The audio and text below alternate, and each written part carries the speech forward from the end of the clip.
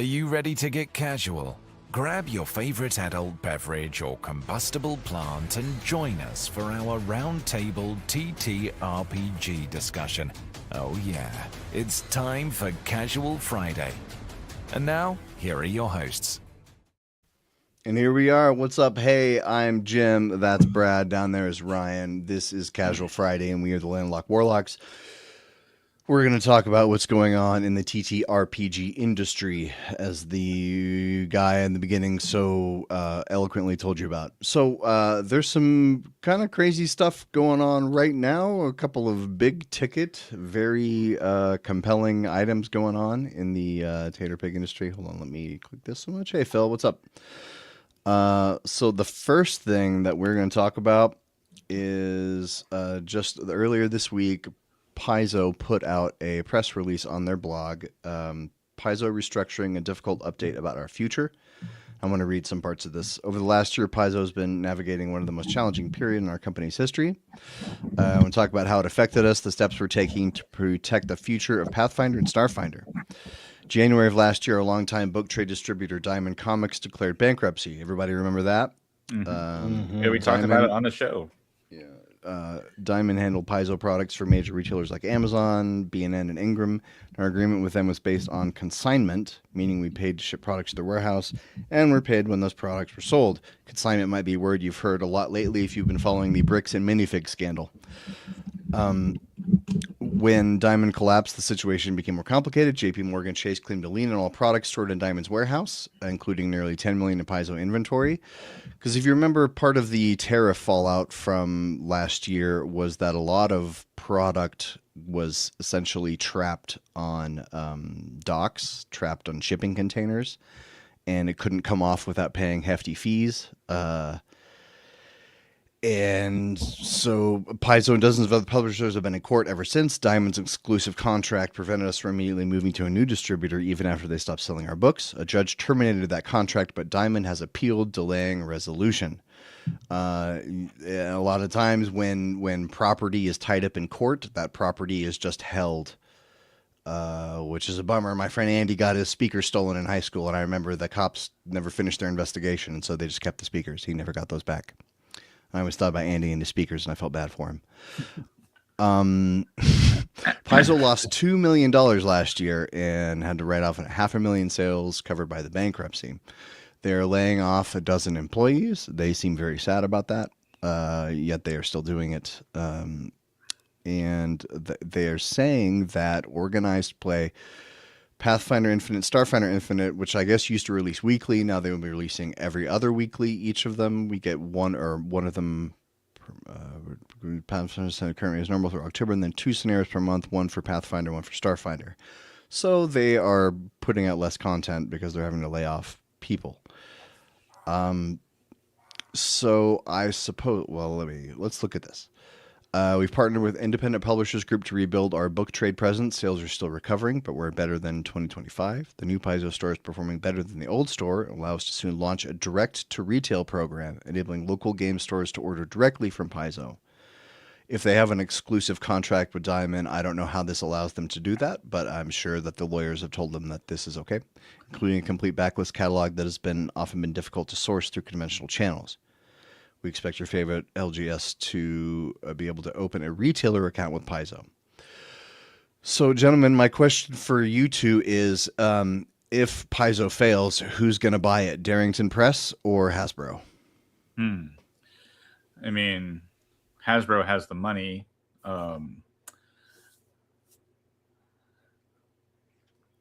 an interesting question. Then that made me think, does Darrington Press have enough money? And I'm thinking Darrington Press as Daggerheart, but Darrington Press is backed by Amazon money with the Vox Machina TV show and, the revenue coming in from the Critical Role live stream, right? So maybe Darrington Press is in a financial situation to buy Paizo. That'd be an interesting thought exercise to see what all of that would mean for the gaming industry if somebody else buys Paizo while they're in this kind of struggling position. It would be huge if a Darrington Press or an MCDM or even like a Cobalt Press, who also got hit by this, were to come together with Paizo. But my gut is F that. Hey, everybody, go buy some Paizo books direct from them. Like, this is such a awful situation to be in. Like, the fact that they lost, they know where it is, but they can't access $10 million of product. Like, just try to imagine how many pallets of books that is sitting in a warehouse that they created every step of the way, wrapped in shrink wrap and sent to a distributor on consignment, meaning they didn't get paid for it until the fine people at Diamond sold the thing to your friendly local neighborhood game shop. And JP Morgan says, "Nah, that's mine now," for what, the better part of a year. Like, that sucks. For them to be down $2 million last year, having been robbed of $10 million worth of product, is a success story at the end of the day. Like, it's bananas that these guys are still hanging in there. So I don't know, if you've never played Pathfinder, now might be a good time to do it. If you're looking to change up your table and you can't get people away from D&D, Pathfinder is the shortest leap, I think. It's crunchy, but if you have people who are deep into character creation, who like customization, who like min-maxing, Pathfinder is really good for that. If you're looking for a change of pace, Starfinder, really good. Well supported adventure paths. They're stepping back from their deep integration from Foundry, but that doesn't mean it's all going to disappear overnight. You can still access everything that's there. These guys are the number 2 game in town and have been for decades. So the other thing too, I mean, sorry, I didn't mean to cut you off, Ryan. Go ahead, finish your thought. No, I mean, maybe if you're like rooting for your indie darling game, Paizo having a rough year, like, for good or ill, was maybe beneficial to the likes of Shadow Dark and everybody else. But even so, Pathfinder's Paizo's the little guys. I'm team little guys. Let's I don't know, help them out if you can. Think about picking up even like the effort it takes to convert an adventure path is much lower than people who've never done it assume. Like, you can get one of their AP books and just rip it apart for bits and pieces and have a wonderful time. Absolutely, and that's what I was going to say, is like, you can pick up any Paizo adventure path for Pathfinder and translate that to D&D, whatever edition of D&D you're running, because goblins are goblins and bugbears are bugbears and skeletons are skeletons. You just plug in, your 5th edition monsters that is the closest to the Paizo monster that the adventure path says to use, right? That's all you have to do to convert an adventure. Maybe we should do a bit on a show about how to convert adventure, because everybody seems to think it's like this huge ordeal that you have to like do the math and put it down on paper and figure out. No, you just plug and play. You grab the monster from whatever monster manual goes with your edition of D&D and sub them in, right? You're just Go ahead, Jim. Yeah, we should do that in the future. Ryan, you mentioned MCDM, and I think if you likely polled all the Pathfinder players over who they would like to purchase Paizo if it goes under, they would probably say MCDM. Given Pathfinder's 3.5 roots, and Matt and crew at MCDM, all of their love for old school gaming. I mean, Kelsey Dion's not going to buy Paizo. Could Darrington buy Paizo? Maybe. They're a lot more than Daggerheart. They have a pretty sizable company now where they have book publishing and they have fiction book publishing and game design book publishing. They've got a lot of employees, and they're getting to be one of the big guys. Yeah, I wonder if there could be, I don't know, do people still do mergers, or is nowadays is a merger just nice name for a buyout. I could see like an MCDM, maybe possibly purchasing a Paizo, and then like they don't change the game, right? They just let the Paizo people continue to make Paizo stuff. They just do it for MCDM, and I suppose Darrington could do the same thing, right? But yeah, this is an interesting question, and it really sucks for Paizo because yes, they're the second most popular version of D&D, right, as far as sales and all of that sort of stuff. But like Ryan says, they're still the little guy, right? They're still a smaller company. Maybe Paizo's the size of the D&D team, right? But the D&D team is at WotC, which is owned by Hasbro, right? There's a lot bigger a lot bigger owners to Dungeons and Dragons, right? Paizo is still a small company comparatively. Yeah. Hey, Nacho. Also, Amrosi says Paizo's estimated revenue is 50 mil. It would be way too much for Darrington. Potentially, if WotC is smart or Hasbro is smart, instead of buying Paizo outright, they should hire those 12 people who just got let go. Those 12 people are going to go somewhere, probably split up among MCDM and Darrington and WotC. And WotC should maybe, it would be a good PR move to be like, why don't we bring back adventure paths for D&D, the way that Paizo used to make a lot of stuff for Dungeons and Dragons. Maybe that would be a nice way to heal some wounds there, Wizards of the Coast, and a good PR move if you were like, Paizo's struggling, let's feature their IP and stuff more. Yeah, exactly. Like for those of you who don't know the history of like Paizo and WotC, like Paizo, like Jem said, used to make D&D products. At one point, weren't they even responsible for Dragon magazine? Mm-hmm. Yeah. And then when 4th edition came out, and 4th edition basically had a new gaming license that was not very open at all, that's when Paizo made their own game. And that's where Pathfinder came from, because Paizo wanted to continue to publish all the content that they had already made for 3.5. So they just made their own version of 3.5, and it took off. Largely because a lot of people were unimpressed with 4th edition. So yeah, Paizo is a very interesting piece of our RPG history, and definitely don't want to see them go under. That would be terrible, because they are an important part of the community for sure.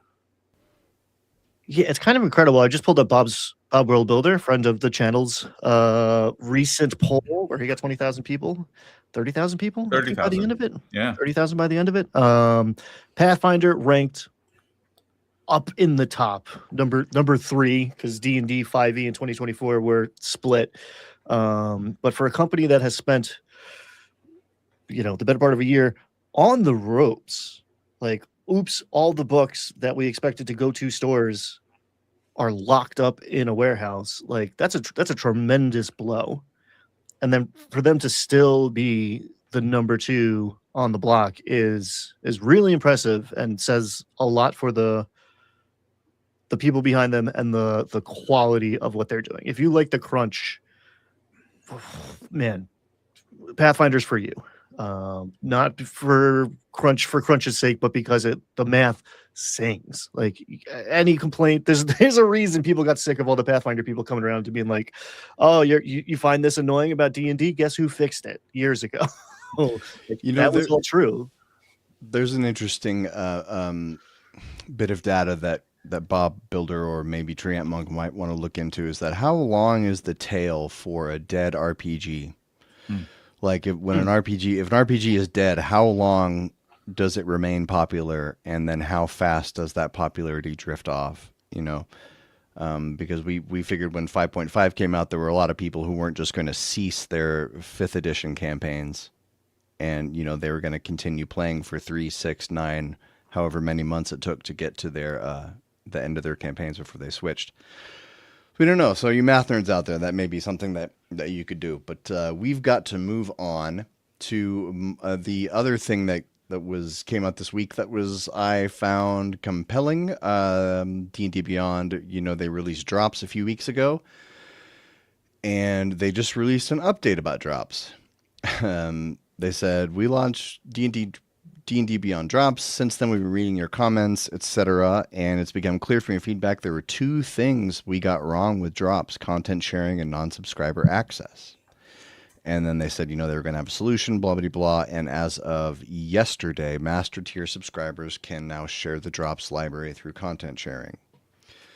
Now, I don't know if it was a lot of YouTubers who were saying that this was the beginning of the end and now everything was subscription model and walled garden, yada, yada, or if maybe that was just people on social media. But I do remember getting into a fight with a guy on social media who said that, that this was heralding the beginning of the end and that it was subscription only going forward and the end of physical media. And I just want to say to that guy, you were wrong. I was right. So eat my balls. So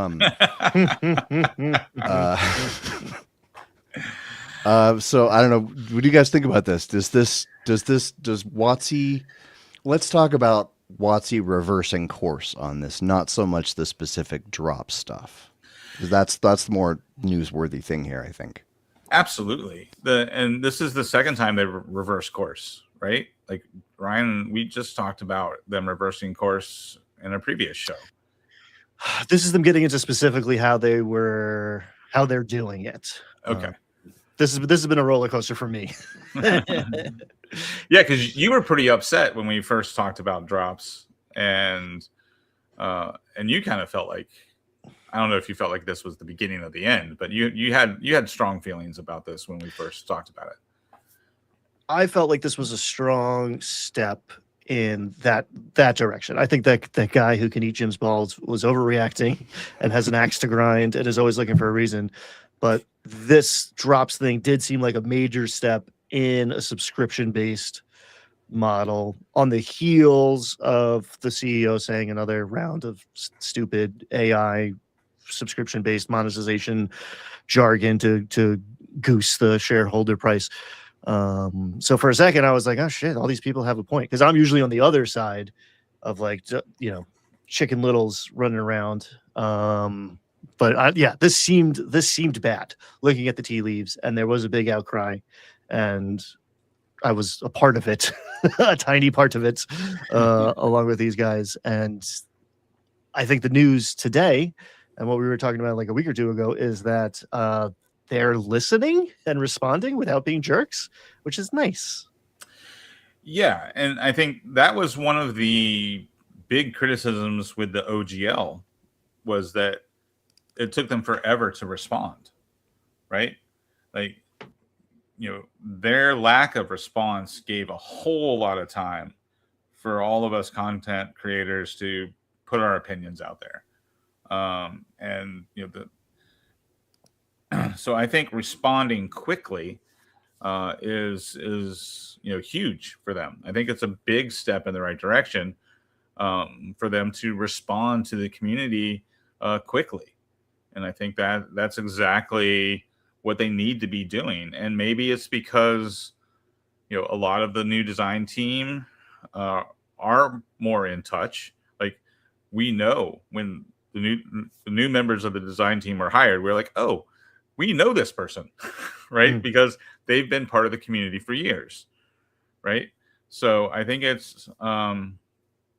think this is a really good sign, and hopefully a big step in the right direction, and maybe just a first step. Maybe there's going to be a lot more steps of WotC listening to the community. We talked, I don't know, a week or two ago about this new community advisory group, right? So there are ways that D&D is soliciting feedback from the community, and if this article is to believe, this press release is to believe, they're actually paying attention to Reddit threads. That's, good on them. And it takes something like this to find out that they're not just talking the talk, they're walking the walk, right? Like, it's one thing to be like, we're listening to you, right? Like, look, it's Pride Month. I put a rainbow on my webpage header. But for them to step on a rake and then be like, oh, all right, guys, I guess that didn't go exactly as we thought. We didn't know you'd be so mad at us. We actually, like, in here, it's like, well, we were thinking about making it so that people who didn't have a subscription could get it, and we were debating how to do that, and we were excited because we called it drops too, as Phil's pointing out. They could have done better with that name. So for them to be like, we screwed up immediately, and to change course in a way that it's still them selling a product in the way they've been selling products, but in a way that is more in line with what the community wants. This is how we know they're actually being responsive. What's a better product name they should have used than drops? Maybe quests? Weekly quests? Drop is what a rap album does. It's not what a D&D adventure does. Right.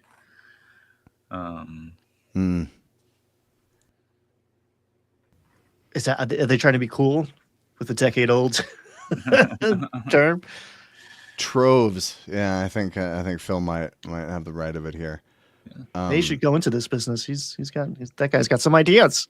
I wanted to mention this. Nacho says, bring back Dragon Magazine. Did you know Dragon Magazine only actually shut down about 3 years ago? You could get it in the D&D Beyond app. They published it digital only for several years, and nobody cared, so they stopped. I think it was Matt Colville said something like, when they were doing their Arcadia magazine, that they decided PDF only because they were like, if we wanted to do actual print runs, we would have to charge like $30 a month. It's like $30 an issue for people to get this actually magazine and to be able to hold it in their hands, which is crazy. $30 a month, like that's almost a hardback book. Mm-hmm. That's almost like a new adventure or a new rule book. So that's pretty crazy. It was unpromoted. It was invisible. Yeah, Phil, I'm wondering if they just had contracts that they had to with the publisher or whatever, and so they just had to switch over to digital and just release it that way. The digital only Dragon magazines were also about 36 pages compared to 150 pages of physical copies. Yeah, I have a bunch of old Dragon magazines. There's a guy named Chris, something with a K. His website is rpg.com or .net.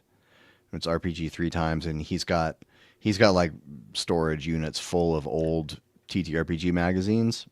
You can't still advertise as magazines these days. Now we can just advertise online for free. Yeah.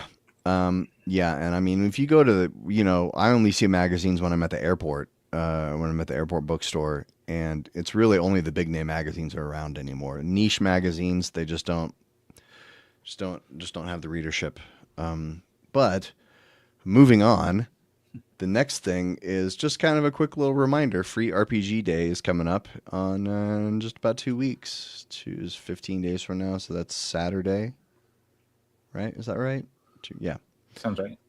Yeah, and I read that Darrington Press is putting out you can get a new free Daggerheart adventure from your FLGS. Yeah, and these guys don't even know that I've already made the decision that on Free RPG Day, we are offering You Dare completely free. You heard my it margins. Here, breaking news. You Dare's free every day. I was just gonna say. I was like, wait a second. Who's getting rich off You Dare? Go ahead and download it. Go ahead and download it today. You don't have to wait till June 27th. It's free today. I had a feeling all that You Dare money was being funneled into an offshore account somehow. That's what I had my suspicions. I refuse to talk about it on the internet. When Brad had me sign that power of attorney thing, I thought it was weird, but he said I should just trust him. Always trust me. I thought I was your emergency contact. Yeah. So that's Free RPG Day. That's coming up. This is YouTube. I'm not going to press play there. I don't really have anything else to say about this. I just kind of wanted to remind people that it was coming. You know who has a bunch of dope adventures from previous Free RPG days? And I don't know if they'll have one this time, but Paizo. Paizo has some great Pathfinder adventures for free, or at least they used to do. I haven't checked recently, but there's a couple bangers on there. There's some good ones. Mm-hmm. Oh, yeah. And since we brought Paizo back up, Paizo does actually have a few 5th edition adventures out. They converted some of their adventure pass to 5th edition. So those are out there as well.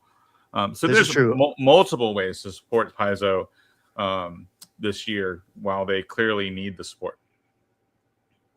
Yeah, I know they did an Abomination Vault 5e, and I ran a lot of that. We didn't finish that campaign, but good stuff in there. And again, easier to convert than you would think. Actually, no, you don't even have to. Get the 5e version. Yeah. Indeed. All right, so I guess we can go ahead and move on to the next thing after that. And usually by now, this person shows up at the show, if they're going to show up. So I did put this a little bit later in the show, but friend of the show, Agile Monk, is doing a Kickstarter, and we take care of our own here. If you show up in the chat, we're going to show up for you. Wondrous and Dangerous Consortiums and the Zendria World / Lore Book. It shows you not skimp on your contract lawyer. Fair enough. 13 days to go, 27K out of 32K goal. And so this is Agile Monk, friend of the show. And so the concept of the consortium is kind of interesting. It's sort of a rule. It's a system agnostic rule book for creating factions or organizations. Let me read that part. That you kind of need to know what it is. Let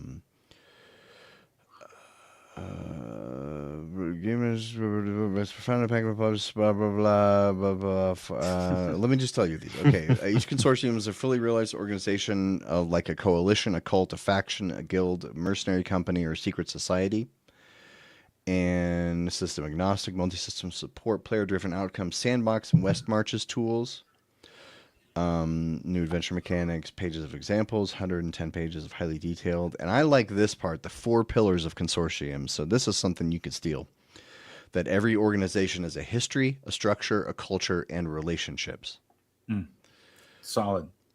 Every institution has a beginning. Structure outlines how members rank against one another, where the base of operations is, and the core rules that define what it means to be part of this consortium. Membership and culture. Every private and secretive organization is likely to have emblems, codes, motifs, symbols, preferences, and other guiding directives. And every consortium has attitudes toward people on the outside, which might be the most important thing. And if they're publicly known, other groups have attitudes toward them. So yeah, this is one of our own is doing a Kickstarter. What do you guys have to say about this? I'm excited for him. This looks like a great product and good concepts. You know me, I love factions, right? I love driving my campaign with different types of organizations that are competing with each other. The current campaign I'm running is based on Secret of Bone Hill, Assassin's Knot, and Deep Dwarven Delve, those 3 Lindor Isle adventures back from AD&D. And the thing about AD&D adventures is most of them don't have a story. They're just, here's a town, here's a wilderness, here's a dungeon, right? There's no threads connecting it all. So I connected it all with 4 different cults. So I've got 4 different cults all vying for the same MacGuffin, right? And that creates a context for why all of this stuff is here in the Lindor Isles. And that helps my players engage with the sandbox because there's actually a story going on in the sandbox. And that story is because these 4 factions are all feuding with each other. And so this is right in my wheelhouse. I think this is a great way to design your sandbox adventures, your hex crawls, by having organizations that help that setting come to life. Yeah, if you're ever sad because the NPC that you thought was going to be important gets got, or your party decides they hate him or adopt him or something weird, the solution for that thing is part of a group who operates outside of one single member living or dying or not interacting with your party in a way you anticipated. So big fan of factions, big fan of Agile Monk. Back to this one. I pulled the cork and backed something last week, and now I backed this. And it's like, okay, whoops. This is why I had a policy about not backing things. But Agile Monk, I'm giving you the money back that you've given me. a lot of being a game designer is just passing the same $20 between a bunch of different people. I like it. Indeed. That's how we all get rich, right? We just keep sharing. We just keep sharing the same money. That's the plan. Yeah. Yeah, Brad, when you were talking about those old adventures not having story, I remember Shrine of Tomoacon in when they re-released it for what was it in Yawning Portal? Yeah. I think it was in Yawning Portal. Mm-hmm. And I remember reading it as a kid and like not understanding it when I read it as a kid, and then I read it as an adult and I didn't understand it, and I was like, oh, that's because there's nothing to understand. It's like, and especially in that one, because in every room there's stuff that you think is going to link to something. It's like, these are jade carvings of panthers of the god Shlabliblabla. And I'm like, oh, Shlabliblabla is going to come in later. And then in a different room would have different carvings to do with a different stolen real life world culture and nothing connected to anything. And anyway, do you know what makes that what makes that make sense, or what explains its existence, I guess, is a better way to phrase it? That was a con module, and that's why it has the ticking clock poison thing. And like, you're gonna die. No one's ever gonna finish it. It's just like at the end of the weekend, you could be like, oh yeah, we got 8 rooms deep, and this guy got 10 rooms deep. It's like, oh cool, yeah. Because otherwise, like, it doesn't hold together. It seems very significant, and then it's like, and in this room, a giant frog emerges from the mud, but it's got Aztec motifs. It's like, what? Okay, that's a great point, Ryan. It was supposed to feel like there was a story there, but there wasn't actually a story there because no one was ever going to finish it because the way. Yeah. Well, the crazy thing about Secret of Bone Hill is there is no secret. Like there's, and that's why you need to put a story. The adventure is called The Secret of Bone Hill, so you gotta supply your own secret. The closest thing to a secret in the Bone Hill dungeon is you find the bones of a dead mage. So that's my advice: is whatever modules you're going to plug and play alongside Bone Hill, grab something that sounds like a story out of the other module and connect that to the dead mage in The Secret of Bone Hill. So when they find the bones of this dead mage in Bone Hill, they're like, oh, this is the person that did the thing that and now it feels like there's a secret there. So yeah. The secret is we ran out of time before our publication date. Yeah. I mean, in their defense, the Lindor Isle series was supposed to be a lot longer. What happened is, I think was it Kafka that wrote those? When Gary got kicked out of TSR, Kafka left shortly after, and that whole series was never finished. So there's that. Yeah, I'm playing this video here. I don't think we've gotten in trouble for playing Kickstarter videos, have we? Just the YouTube embeds they don't like. I think that's right. We'll find out. Let's play with fire. We're playing with fire. But I think, is this still working? Yeah, that's still good. I think we can move on to our next segment here, which is just a bit of fun. Or wait, no. No, that's after the next thing. Oops, never mind. Oh, I'm we're not jumping around too we're not much. having fun yet. Hang on, guys. We're not having fun, guys. Don't rush. The fun Stay tuned. will Stay commence tuned. after this next segment. We call that a teaser in the biz. Coming up. Don't click fun. away. Eventually, this will be fun. So we've got another Kickstarter to talk about today, and that is from a longtime TTRPG luminary Mike Shea, aka Sly Flourish, aka the Lazy Dungeon Master, aka the Lazy Game Master. For a while, he rebranded his podcast as the Lazy TTRPG, and I was like, Game Master's right there. Because he was the Lazy Dungeon Master, and then after the OGL, when everybody was like, we don't want to use the word dungeon, it's offensive. Everybody switched to their D's to G's. Well, he's got a new Kickstarter for a new book, Rise of the Lazy Game Master. I have my copy of Lazy Dungeon Master right here. This is better than the Dungeon Master's Guide, more useful than the Dungeon Master's Guide. You still need a player's handbook. Easier to read than the Dungeon Master's Guide. Yeah. I mean, I think we all agree that 2024 DMG is improved over the 2014, but still, I think this teaches you how to run a game. Exactly. And the DMG kind of does. It's buried in there. It's buried in there among a lot of other stuff that you don't need. So what does he say about Rise of the Lazy Game Master? The new and updated advice, the 8 steps revised and expanded with 8 years of new experiences and feedback, building and running lazy campaigns, guidelines for running one-shot short-term campaigns, using the 8 steps for 10 different adventure types. That's interesting advice. I would like to see that. Advice for building quests that work well and avoiding those that don't. The 8 steps I keep right over here on a little post-it note, because every time I prep, I have to look at this list. I've gotten dependent on this list. I don't know how to prep without it. But review the characters, strong start, outline potential scenes, secrets and clues, fantastic locations, important NPCs, and select rewards. Mm-hmm. And this keeps 75-minute prep to 35-minute prep, I think. That's what this does for me, because if not, I get distracted. Last week I was going to run a thing for these guys. It didn't happen, but I told myself I was going to do like 2 minutes of prep. That was my goal. I was like 2 minutes of prep. I started down. I did not use these 8 steps, and I prepped for like 45 minutes. It was fun. I don't know if we'll ever get to use that, but I had fun doing it anyway.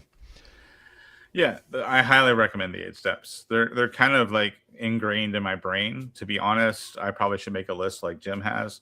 I regularly forget the review the characters part. That's the one I miss. The thing about the 8 steps is you don't have to do all 8 every time you prep. I think you should do all 8 before you start a campaign. But you don't have to do all 8 every session. But as long as you're doing at least half of them every session and not doing the same half every time, it's going to improve your session prep, and it's going to improve your games 100%. And a lot of time they'll like carry over, especially if you're running 5e and half of your session is like one big knockdown drag out fight. Then I don't know, maybe you didn't get to the treasure or the NPC that you had prepared or the story beat or whatever. And if you're using it, you can keep those things in mind as you go. So you're looking for the opportunity to connect the character story to what you're doing while you're running the game. You're looking for the opportunity to set yourself up for a strong start as game night's winding down so you can end on a cliffhanger.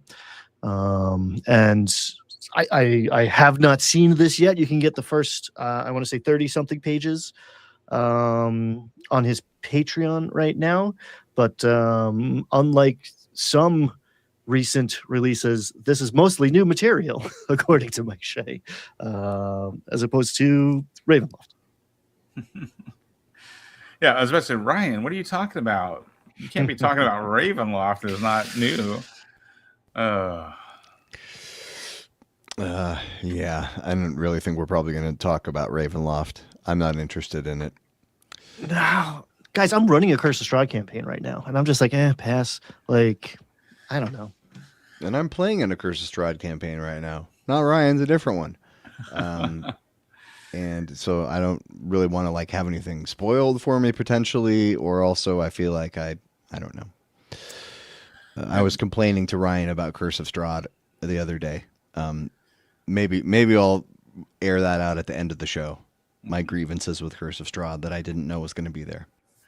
The only thing that kind of interests me about the new Ravenloft book is the new subclasses, and if I looked at the subclasses and thought to myself, I bet I can make my own horror themed setting, or cobble together some old AD&D adventures for a nice horror themed setting, because that's typically what I do, and I could use these new subclasses.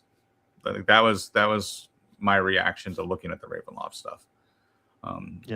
Hey, everybody, real talk. If you don't have Van Richten's, like, maybe you want this. If horror is your jam, maybe get it. But like, I don't know. For the first book that came out for the new edition, basically, other than a little dragon compendium, like, I don't know.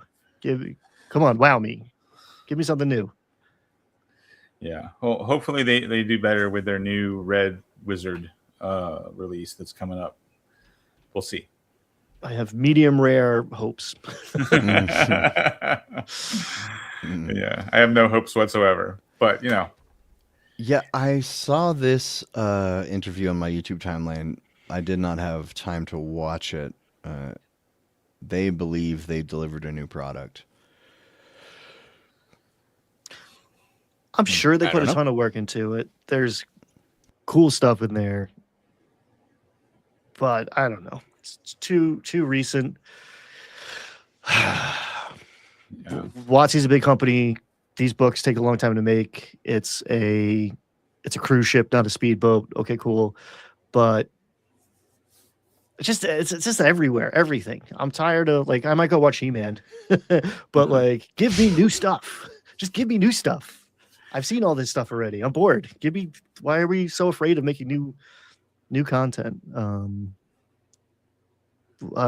Odyssey just like exploded because I mean there's some nostalgia bait in there for sure, but like new and different means people are way more interested than the same old stuff.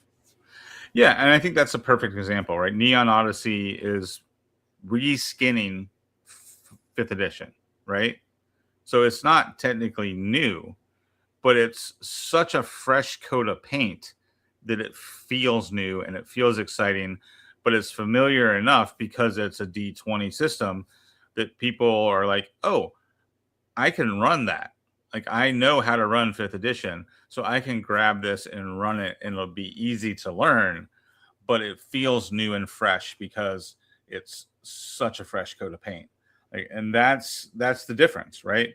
Is, compare that to this new Ravenloft book, and it's, it's not the same thing, right? The new Ravenloft really is a rehash. It's not anything really fresh. Yeah, there's another version where they did those other domains of dread harder and focused on that and made it whatever. I don't know. This is 5 minutes of us deciding not to talk about Ravenloft. Yeah, but live show. But what you're seeing on the screen is the rise of the Lazy Game Master, and that is an update to a really great book. If you don't already have Lazy Game Master content, this is a great opportunity to jump in, because this is a fresh coat of paint on a really solid product. Yeah, Sly Flourish, he has a podcast and he puts out 2 episodes a week, and his Monday episode is always news and whatever. But then his Friday episode, I haven't seen anyone else do this. He streams his game prep every week. So he'll go on and he'll have like a notes file or uses Notion, and he does his game prep live on a stream with people chip in and give him ideas and stuff. So I found that different. Anyway, speaking of something different, now it is time. The fun will start now. Oh, fun part. The fun part. Let me grab another beer. I'm ready for You the feel fun that? part. Okay. Okay, so we're gonna make something. Let's make a thing. So I have here some story cubes, which are just these little silly cubes that I have 9 of them here, and they each have different symbols on them. Just a bunch of stuff, random stuff. And I play a game with my son where I'll just take a few dice and I'll roll a die and I start telling a story. And then I roll another die and he takes over the story and we go back and forth. And so I'm just going to pick a die here and I'm going to roll it. And I thought we could just make a character or make, whatever comes out. And then we could see if we can use it for something. Yeah. Does one of you guys be the scribe, please, taking notes of the story as it unfolds? Let me get some fresh paper. So I'm going to pick a die here.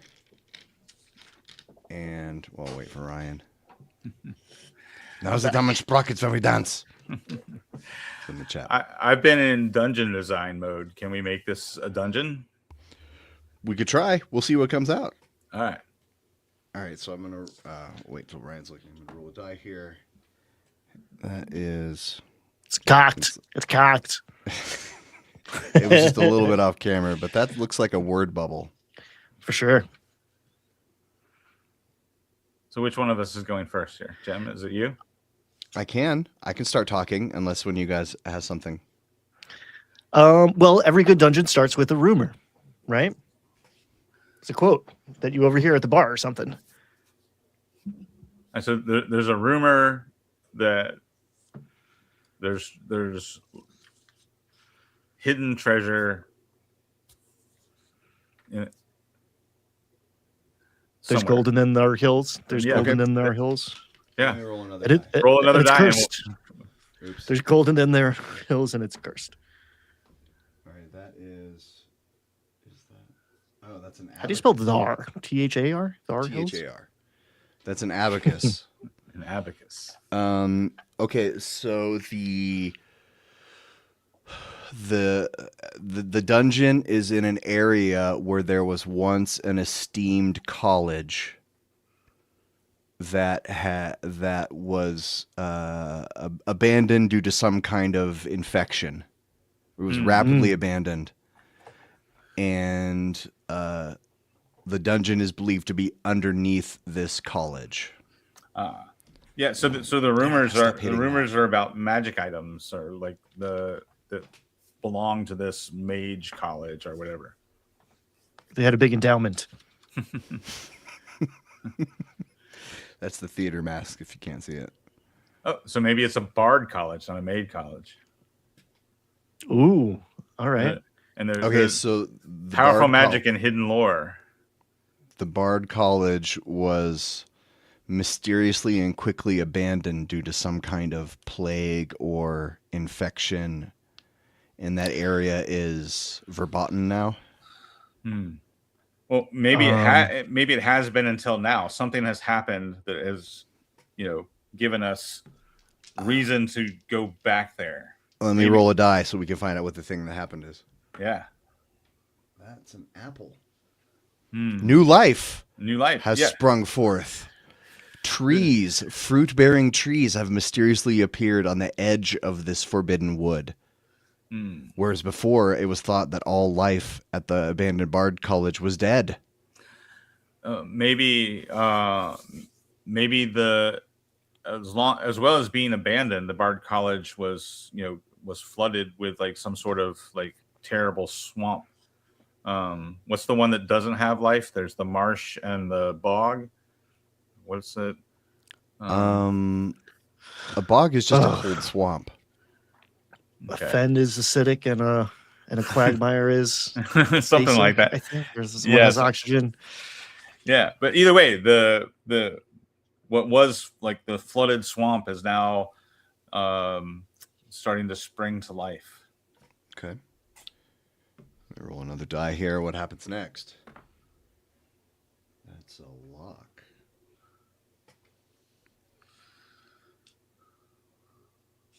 So the question is, how do you unlock this college now that it's so maybe that's part of the quest, right? Is that people who have tried have found that there's some sort of magical lock that has sealed the doors. So what if there around the Bard College there are high walls and a gate, and the fruiting trees have been seen over the walls? Yeah, because it's been And- locked up for decades because some magical. It's an STD in my imagination. If this is a Bard College, swept through, and like this is Chernobyl, right? Something awful happened. It is verboten. It has been totally locked down, but somehow life finds a way, and now there's apples and two-headed wolves, and we gotta open it back up if we're gonna get in there and get the endowment, get the magical instruments that were left behind in the rush. We first have to get in there, and that's a challenge. All And that's the right, reason that they're sitting there too. They're still there. turtle. I like turtles. I like turtles. It's a swamp. So What if there's turtle folk that have lived in the swamp? So that's one of the barriers. Like if we're going with 5-room dungeon, right? The guardian, right? You have to surpass to get into the swamp in the first place, is to get past this tribe of turtles that live there. maybe some of the turtles, as the land is healing, the turtles have started to come down into areas inhabited by humanoids. Maybe, like, if this were an adventure, it would start off with a turtle encounter, like a random turtle encounter on the road or something like that. Tree produces one Almost a perfect Nutella red. reference. Damn it. That's a good one. I like it. The turtles weren't fast enough to leave, right? Maybe they were the staff, like the cleaning crew, or the kitchen staff, or like somebody's pet, or something. Maybe it's a Ninja Turtles situation. Like they just used to be tortoises in this swamp, and then this magical contagion affected them in a way that made them, sentient bipedal ninjas. They don't have to be ninjas, but that'd be cool. We'll make them samurais. Oh, there you go. That's distinct. Yeah, I mean, yeah, maybe the turtles are the indigenous people here, and they have a claim, right? This is their land. They have a claim to, and so they're arriving to access the magic that's here. Where there's another group that's paying adventurers to go in there, and so now the turtles want to get in. could be, yeah. Okay. So you could have a rival faction that's kind of competing with you. Now you have a ticking clock to your dungeon because you got to get to the treasure before the turtles do. It's like a brutally slow but steady ticking clock, forcing you to not take a long rest every time you use 2 spell slots. I like that a lot. Well, let me throw another die here and see what else we get. And it's given like liberal arts college in the middle of maybe a more conservative rural area. Yeah, some like an Appalachian college here now in our world, right? Oh, for sure. Like Arrow.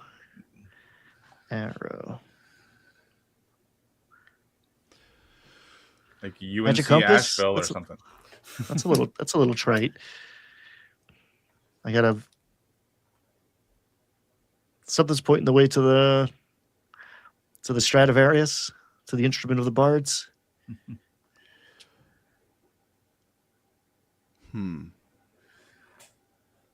If we're thinking dungeon.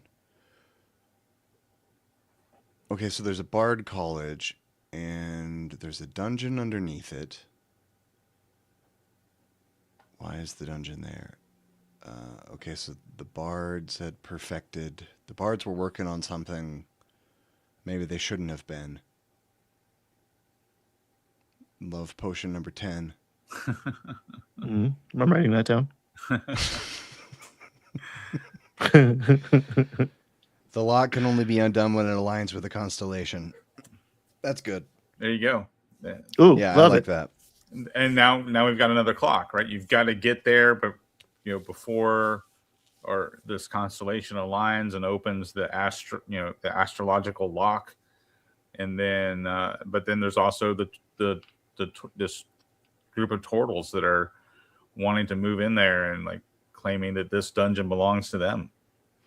That's an interesting conflict to be with the turtles. That maybe that's something that you could learn in the adventure, that it should only be opened on a certain day, but the turtles don't care. They want to get in there now, which is a problem, because if they do get in, it's going to be bad. I'm calling. All right, top of the page. Turtles are in a rush. Here's another die. The Star Turtle Samurai. Oh no, unhappy face. Unhappy face. Unhappy face. Oh, maybe Well, we maybe have- this okay. contagion is some sort of like psychic energy that messes with your emotional state, right? So the traps are not like pit traps and darts that shoot out of the wall, like mechanical traps. There's like psychic energies that set up these saving throws that players have to make as they move through, like so it's like this residual psychic energy that affects, almost like a confusion spell. You could just lift the mechanics of a confusion spell and put because like confusion has like 6 different options. D8 maybe. Maybe. And so there's a series of different confusing psychic traps. This energy that wafts through the dungeon. I like that. Also, this made me think, this is the guy who founded the Bard College. His name is Reginald Bard von Bard for now. And he was he was full on Pagliacci the clown, like very sad entertainer. And he wanted to cure depression because he had it. So he founded this Bard College to make happy. And in the process unlocked some sort of dark magic that something bad happened in his quest to cure depression. He unlocked some kind of dopamine extractor. Maybe we go on kind of Cthulhu-esque. He makes a bargain with some entity from beyond, right, that like he thought was going to be like some sort of like savior for humanity's ills, and has actually unleashed this abominable psychic creature.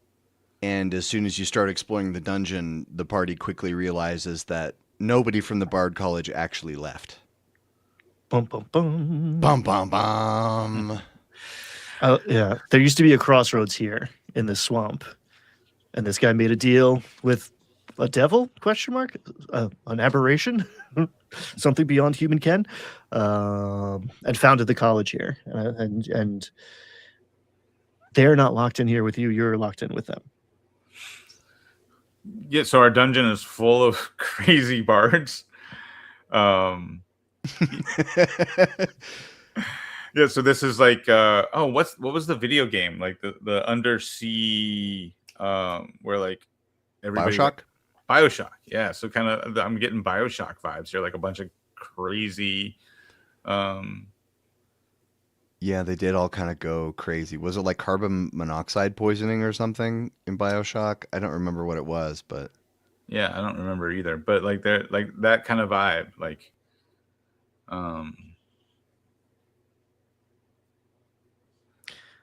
there's a lot of meat on this bone, because if we go this way, then like there's different departments, different wings, different like genres of music or entertainment or whatever. So like I've never seen a dungeon that deserves Insane Clown Posse more than this one. Because you have to like- think, if you think his goal is to cure depression, he's going to be setting up experiments. He's going to be creating machines. There's going to be like a sonic machine that blasts sound waves to try to cure depression. So there's going to be a room with like a sonic trap for sure.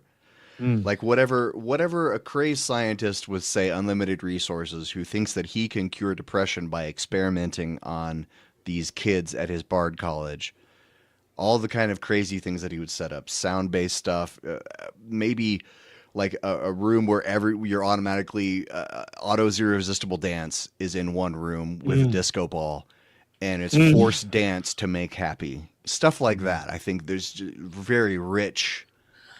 Oh, and you could even go like a creepy like Five Nights at Freddy's with like Tasha's Hideous Laughter. So you have like these like automated creatures that are supposed to entertain you and actually drive you mad. The weird like animal testing version of it, where I'm going to make an awakened animal band, and they will entertain children. What could possibly go wrong?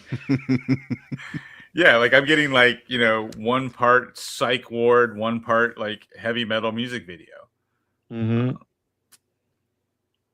like college sophomores are the people you do psychological experiments on. So it is a Poor college tracks. kids, yeah.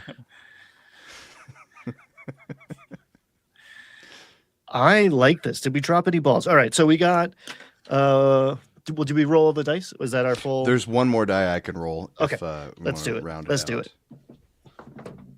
That looks like a pyramid, or maybe, yeah, that's a pyramid. Illuminati. Nailed it. Or it could be, yeah. Triangle? Yeah, Pyramid? I like that's a the pyramid. Illuminati there. That like maybe you find out there has to be some kind of reveal on a lower dungeon level who was bankrolling this guy. Because he was a crazy bard, but he lived in poverty. How did he get the money to build all of this? Guys. It's turtles all the way down.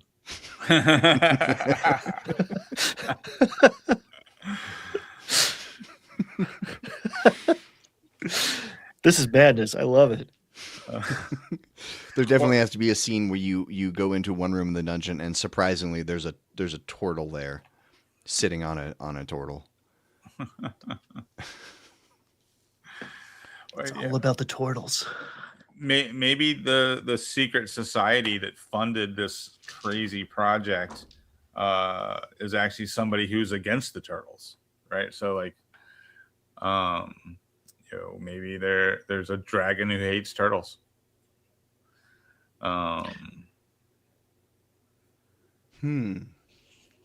Dragon turtle. Elder Dragon Brain turtle. Dragon Turtle. It's true, Elder 'cause- brain dragon turtle. Oh man. That's true. That like because we kind of have this abomination kind of theme going here. Maybe it's what are our other abominations outside of mind flayers that are actually intelligent? Aboleth, which gives you watery stuff. Hell yeah! That's why it became a swamp, right? The aboleth, like And they're triangular. They're not triangular, but they have 3 axes, not 2. Right? Isn't that an aberration? Aboleths are real big mind control creatures, aren't they? Yeah. Yep. So that makes sense. Maybe this aboleth likes to collect broken musicians. And so he collected this bard, convinced the bard that he could fix depression. Yeah.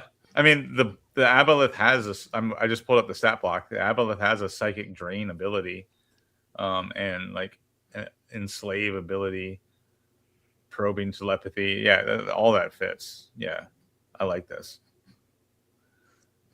They have all the knowledge of all other aboleths. Oh. Mm-hmm.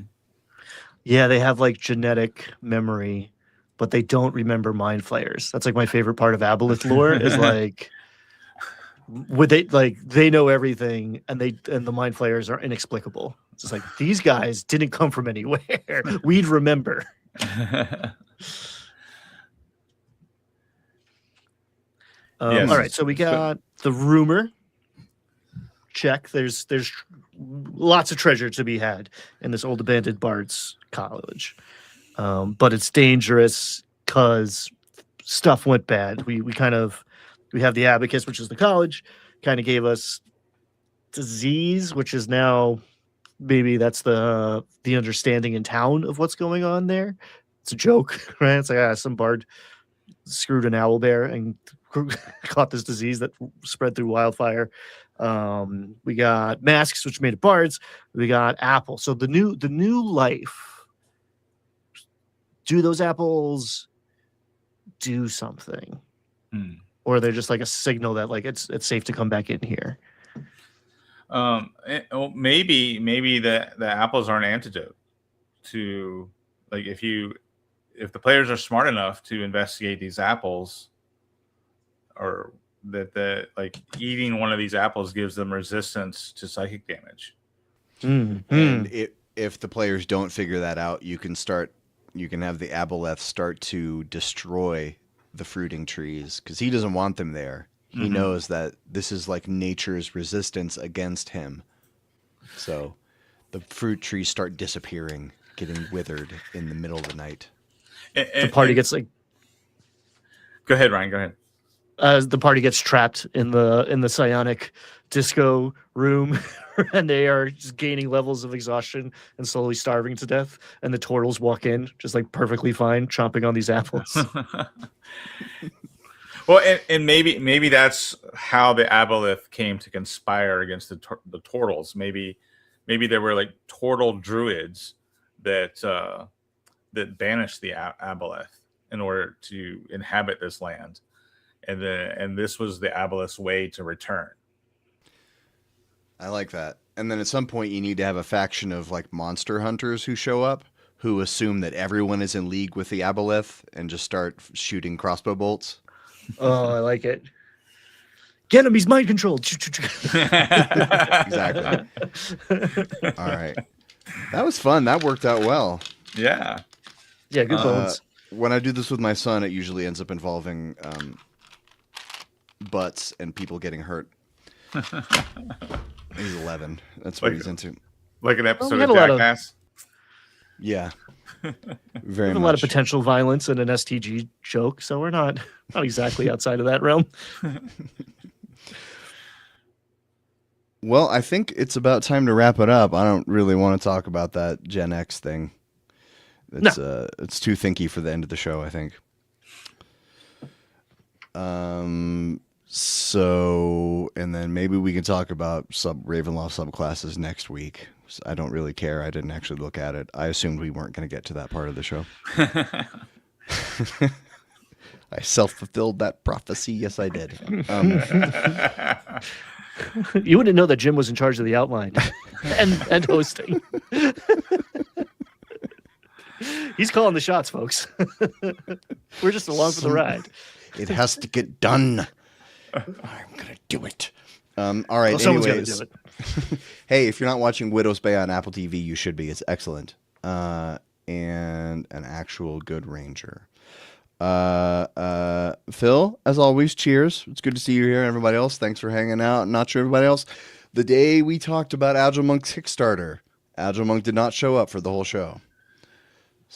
Maybe he's busy working on his Kickstarter. He's got a lot on his plate. He's fulfilling. Anyway, well, Catch us on the replay.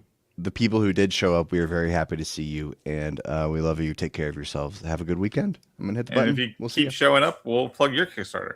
Yes, that's true. Bye.